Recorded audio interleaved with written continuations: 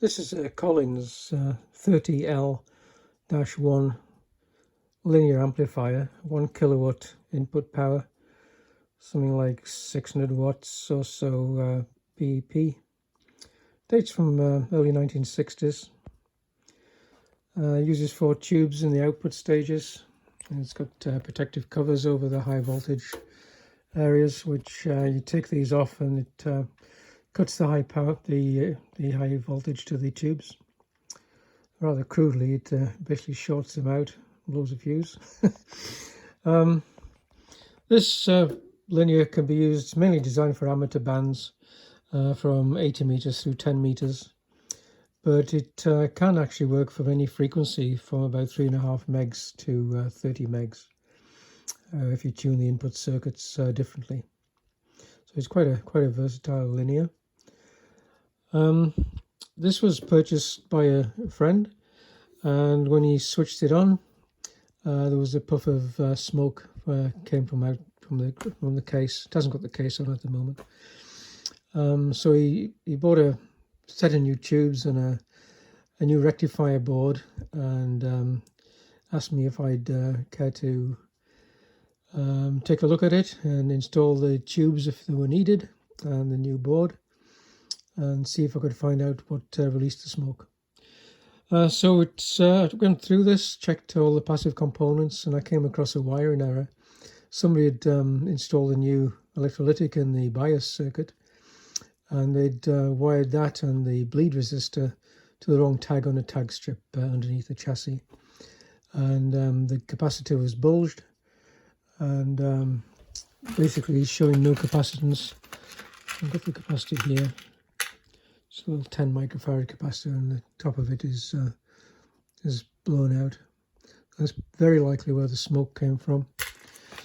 Anyway, I put the new rectifier board in and replaced that capacitor, a couple of other parts, and it's now functioning. At least it's got the high voltage comes up now. You can leave it on. The bias circuits are working properly, and leave it on without any smoke coming from this.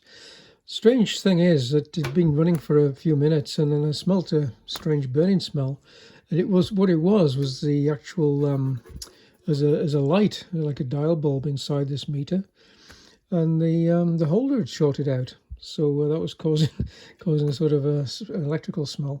So I replaced the bulb holder in that as well, and that's okay now. So I'll give a brief demonstration, and switch it on. You'll see the voltage go up to 2 kilovolts, which is the voltage on the plates of the tubes. I'm not going to actually drive it at the moment. I haven't got a suitable transceiver to drive it with, so it's just a brief demonstration to show that the power supplies are working, that the tube heaters are working, and there's no real reason why this shouldn't work with the right amount of drive level. It needs about 70 watts to drive it. And switch it on. The beep you heard is just a UPS I've got in the shack here, which when I switch anything high power on, it tends to switch over to battery power for a second. But you can see the tubes illuminated inside there, quite bright, and the voltage displays 2 kilovolts, which is where it should be on no load. And you look carefully, there is a light on in there.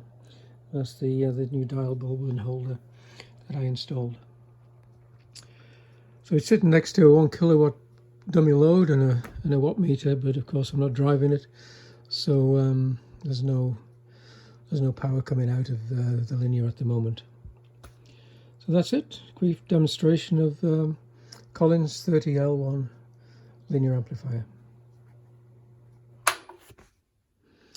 And it's power off. You see the voltage drops right suddenly down to about 800 volts, and it slowly bleeds off until it gets to 0. And the 0 on the meter isn't at the end of the stop here, it's actually up here on the scale. It's where it should be. The meter is used for tuning, and it's also used for monitoring the amps. There we go, brief demonstration of Collins linear amplifier from the early 1960s.